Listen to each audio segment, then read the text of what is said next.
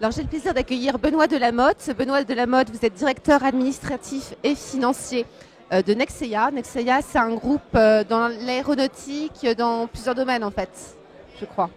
Oui, bonjour. Donc effectivement, Nexeia, c'est un groupe spécialiste des systèmes électroniques critiques. Nous faisons 60% de notre chiffre d'affaires dans l'aéronautique, le spatial et la défense. C'est un groupe en forte croissance qui a été créé en 2000. Nous sommes maintenant plus de 1200 personnes, principalement des ingénieurs et des techniciens, et avec donc un fort développement. Et nous sommes cotés en bourse depuis 2007. Alors c'est la première édition aujourd'hui du congrès des DAF. Qu'est-ce que vous attendez d'un tel congrès au-delà des spécificités métiers qui sont vraiment très, très variées ici, mais qu'est-ce que ça peut vous apporter? J'attends, comme je pense que tous les professionnels de la finance, un lieu d'échange pour partager, pour finalement se revoir, parce qu'on est quand même assez proche. Il y a déjà des réseaux existants. Là, depuis, je suis arrivé il y a 3/4 d'heure, j'ai déjà rencontré un certain nombre de personnes que je connais. Mais je pense que c'est un bon moment et c'est une très bonne initiative, je trouve, des échos pour faire le point sur un certain nombre de sujets. Et moi, de mon côté, j'interviens dans 5 minutes sur les ETI, les entreprises de taille intermédiaire, qui est pour moi l'occasion aussi de partager mon expérience.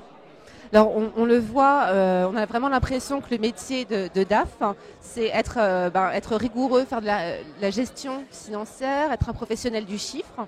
Mais c'est aussi beaucoup être dans la stratégie de développement. Vous l'évoquiez tout à l'heure, vous allez participer à une conférence sur comment faire grandir les PME, les ETI, pour qu'elles deviennent des ETI. Comment est-ce que vous conciliez ces deux types de rôles dans une entreprise? Je pense que c'est effectivement un état d'esprit et c'est une forme d'organisation. Donc un état d'esprit, c'est-à-dire qu'il faut effectivement, quand on parle de développement, ne pas être focalisé uniquement sur le risque, mais savoir prendre des risques, savoir les gérer, savoir les anticiper. Et je pense que c'est ça de plus en plus qu'on va demander aux directeurs financiers dans des périodes qui sont aussi difficiles, de savoir faire face à des réalités qui sont parfois difficiles, mais qui sont aussi des sources d'opportunités parce que les choses changent. Pour autant, il faut aussi, en termes d'organisation, avoir en permanence une équipe contrôle de gestion qui, elle, est très, très, très solide en matière de où on en est et de contrôle des opérations.